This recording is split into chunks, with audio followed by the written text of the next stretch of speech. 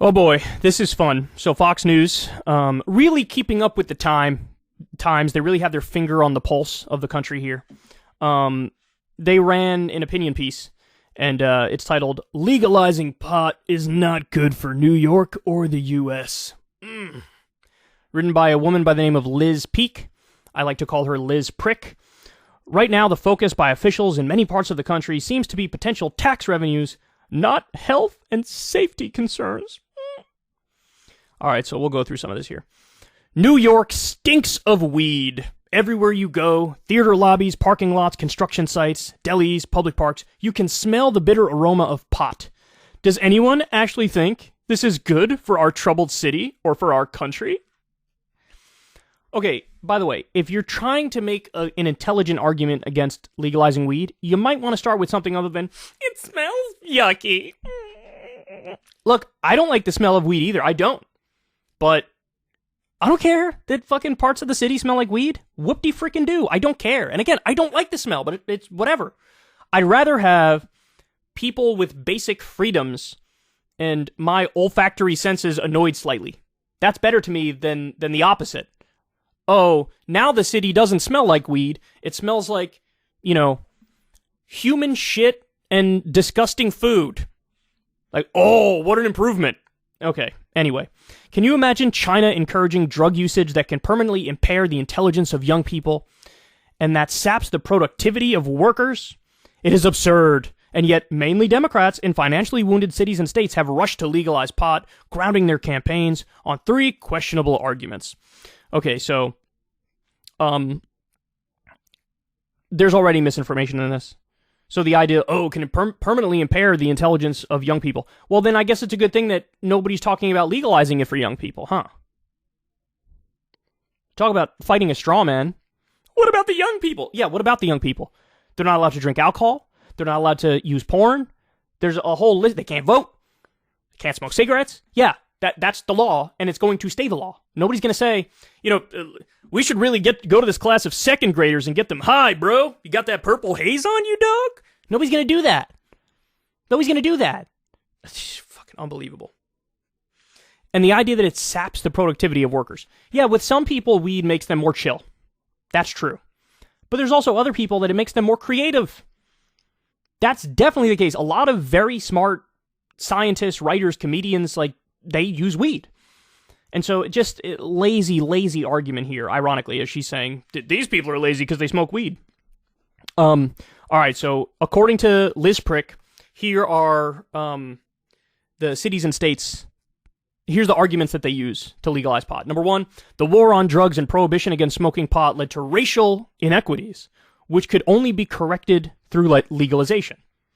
Number 2, selling weed and levying heavy taxes on those states would plug the budget gaps of profligate cities and states. And number 3, marijuana was no more harmful than alcohol and therefore should be legal. All right, so let's go through these. Of course, she's going to say, these assumptions aren't true.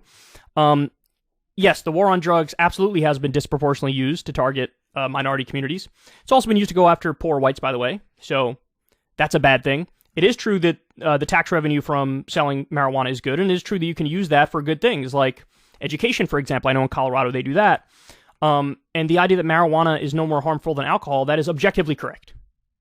It's not nearly as bad as alcohol is, and by the way, I'm not in favor of banning alcohol either. I think alcohol should be legal as well.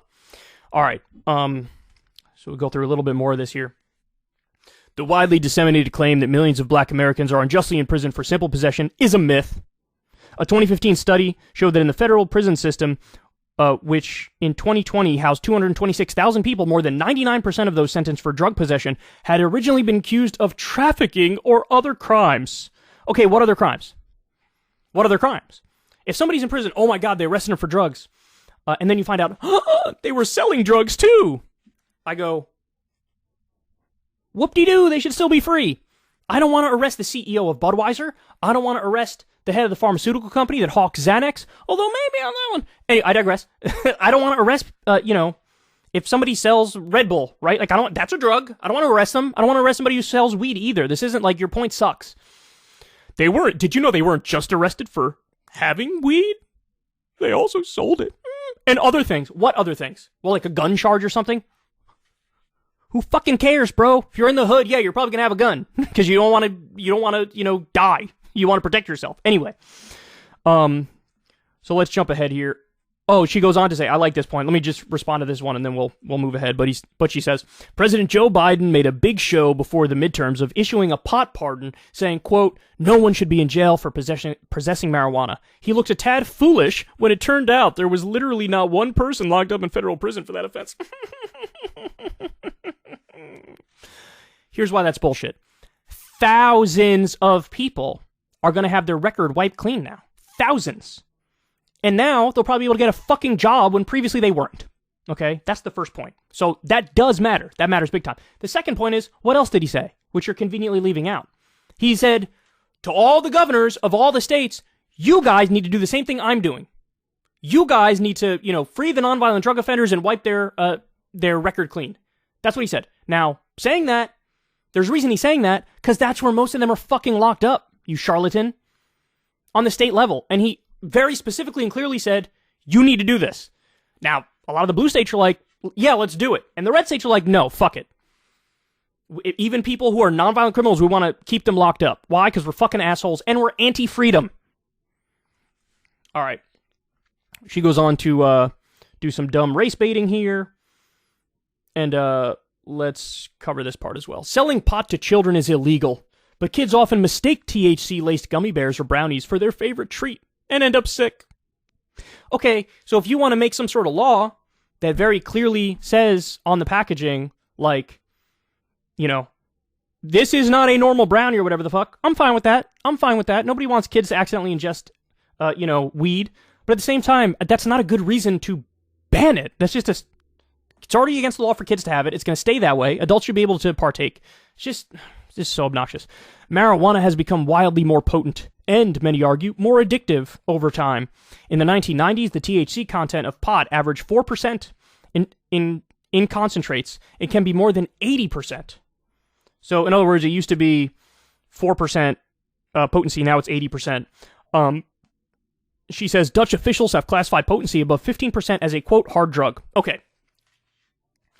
If you're concerned about, how pure it is and how powerful it is, this is why you should legalize it so you can then regulate it. If you keep it illegal, it goes underground. If it goes underground, you never know what the fuck you're getting because there's no regulation, there's no safety standards.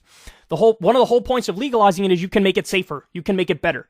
Now, I definitely wouldn't take this woman's word about it. It's like, well, this much is too much, and because she doesn't know what the fuck she's talking about anything. But I'd absolutely listen to, a panel of experts on this issue describe, hey, here's what we think the rule should be and the regulation should be. Here's the max number of milligrams for an edible or whatever the fuck. I'd be open to that conversation. I'd be open to that. Regulation is fair. So yet again, this is an argument for legalization, not criminalization. An activist group that focuses on protecting children claims that teens 12 to 17 who use marijuana are twice as likely to advance to substance use and disorder than teens who use alcohol or tobacco.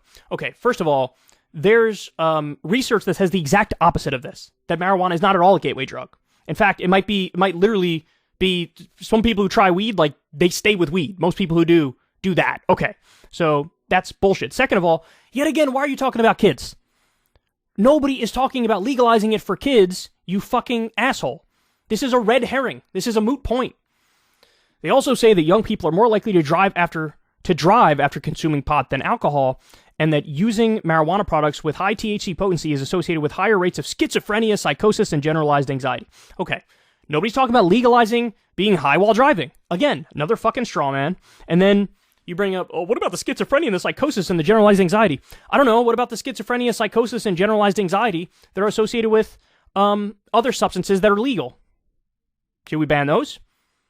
I'm sure alcohol contributes to generalized anxiety. I'm sure of it. Should we ban that? Again, this isn't an argument.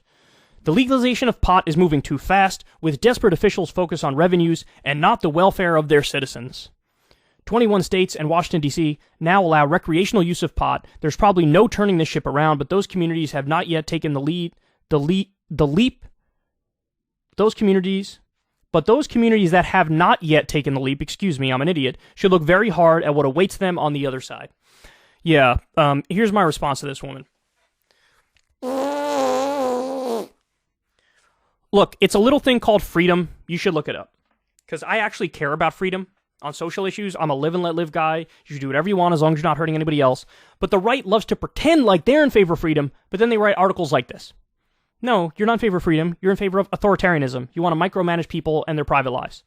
And that's dumb. That's dumb. Thank you for this article that you wrote, which seems like it was written fucking 1986. We really appreciate it. Hey y'all, do me a favor and like and subscribe. It helps out big time in the algorithm. Click the bell as well for notifications when videos drop, and watch that video on screen right now. You know you want to.